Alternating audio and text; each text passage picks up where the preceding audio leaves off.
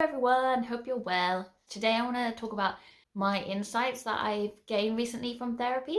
I have this amazing therapist. I'm lucky enough to be able to afford seeing her every 2 weeks. She's just amazing. I come out of the sessions like I'm absolutely mind blown and my life is like so much better. I can enjoy it much more. So I know a lot of you on here struggle with like facial expressions and social interactions because that's what some of my kind of comedy, educational, fun videos have been on, and so many of you have related to that. So I wanted to talk about that a little bit because me and my therapist explored like my kind of internal dialogue and internal struggles about like making the right facial expressions and like following like neurotypical norms around that. And what we learned gave me a lot of relief and like also gave me, I can feel the internal like bolts like changing according to what I learned.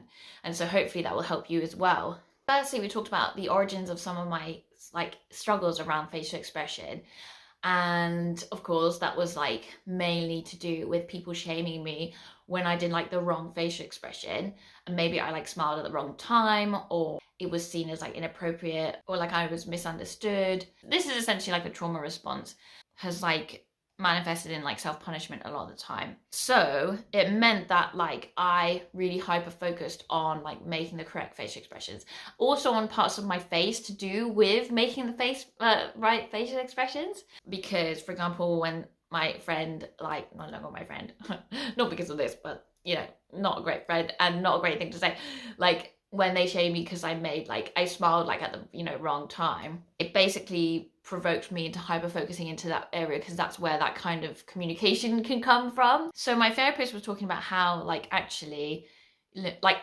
people's, when they interact, there's a lot of things going on and lots of people make like a variety of like facial expressions. Like when you're smiling, you could be smiling for like so many different things. You could be smiling because you're uncomfortable, or like you could laugh because you're uncomfortable. Really what's been happening when you're being shamed about these things or feeling the pressure to like subscribe to the very narrow idea of like what your face should be doing at every given time is like you're subscribing to like the neurotypical, like quite colonial like prescription of like how to behave. The people that are judging you are doing that, and it's very ableist as well because it doesn't give any space for like people like me, for example, who are autistic. Like we're even more likely to make different types of faces according to the situation. That's really ableist because it doesn't make space for us, like if my face doesn't like match the subscribed like ableist culture of what your face should be doing and everything, then like so what, like that's not my problem. Do you see what I mean? But because of these like cultural norms, it creates all this mess basically. So we also talked about how like sometimes, yes, like my facial expressions may make someone uncomfortable at times, and sometimes people misunderstand that, and yet it's still their problem unless they come up to you and they're like, oh, that hurt me, like what did you mean? And then you can explain what you meant. I think I've talked about this in some comedy videos about like smiling because I really empathize with someone, and then being like, oh well, what if they think it's like a mocking smile? But it's like you don't have the power to like make them translate it in a certain way unless you kind of explain everything, which I have done before. Like I've spent a lot of time like explaining what I mean by my facial expressions, but like that just kind of embodies the complexities of facial expressions. How yes, a smile can mean many different things, and that's kind of the point. Like that's kind of the point, and like why I shouldn't have to like super worry if I fucking smiled, for example. Like right now I'm smiling because I'm like, ooh. Also, I'm like really interested in this area, and I think it's like fascinating, and that makes me smile too. It's just like, well, it's interesting how I've like properly like taken that to like the 10th level, and I've like radicalized myself where I'm like really trying, because I think this explains part of why I'm so overly expressive, is because I'm really trying to like get the message across. I'm really like trying to make people interpret me as like friendly and like not a threat and like safe, and that I think that just makes some of my expressions very big, very obvious, very OTT. I mean, I'm sure there's a lot there because a lot of autistic people are like framed like that, but I think that is part of it. Like I'm really trying to just give the message very clearly. Yeah, but it's interesting because I don't necessarily have to do that. And this takes a lot of energy for people. Like this is a lot of energy. So it also explains why, why I might get stressed before interactions and why other people might get stressed before interactions, because it feels like you have to put so much into what you're trying to communicate and essentially do a performance. like of some sort. Again, this is a bit more complicated than that because you get like autistic masking and camouflage and identity stuff within that. But what I'm trying to say is like it makes sense why I get quite anxious before interactions and like afterwards, because I'm like all these ideas and like kind of self-berating or like what's it called when you like self-flagellating? No, maybe I don't know what that means. Is that a sexual term? I hope not. Yeah, well, I mean, not to shame that either, but I'm not planning on talking about that. Like I'll beat myself up basically like afterwards because I'm like getting, oh, I got that facial expression wrong, or I got that tone wrong, I got this interaction wrong. It's the ableist like colonial whatever else culture of like what is the right way to be and what is the wrong way to be that's causing like a shitload of my problems. Because it's not that simple.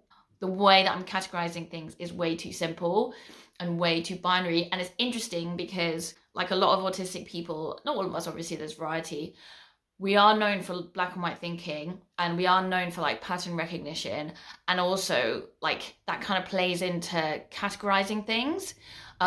So there's more intensity from me, certainly, in terms of categorization processes. So I'm trying to learn like the neurotypical's way of viewing the world and categorizing the world as best I can, and applying it in quite a radical manner in order to stay safe, because that's what this world like ties all that stuff together into. It's interesting because I actually studied categorization, like feminist theory and equality related theory is actually mainly about, certainly my area is about how we categorize people and devalue them and value them accordingly, which is interesting because it links to what my therapist was saying about like how my brain is like, oh, well, this is how other people like categorize stuff. So in order to keep myself safe, which is again is actually like true, like the more neurotypical I appear, the safer things generally are. And the more privileges and you know, the more likely it is I'll earn money and blah, blah, blah, blah, blah.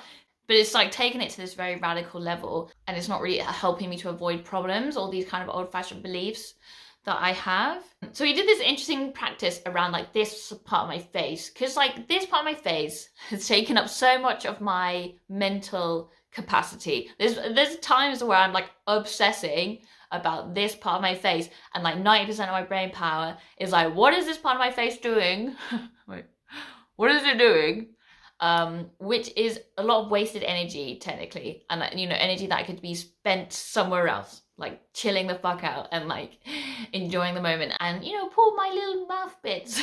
My little mouth bit, that sounds gross, but yeah, I'm just like, oh, you poor things. So we did this exercise where we were just she's trying to get me to see the complexities in life, right? So there's a lot to be said about, she called it something specific, but it's like seeing that complexity and nuance and the non-binariness of everything, and which will help me to like chill out in terms of how I'm thinking about it. We started looking at like this part of my face and looking at like great parts about it, like what's the great things about this part of my face from my view, and then we also looked about the stuff that I struggle about it. Doesn't necessarily mean anything about me or them, like whatever my facial expressions are doing and how they're interpreted.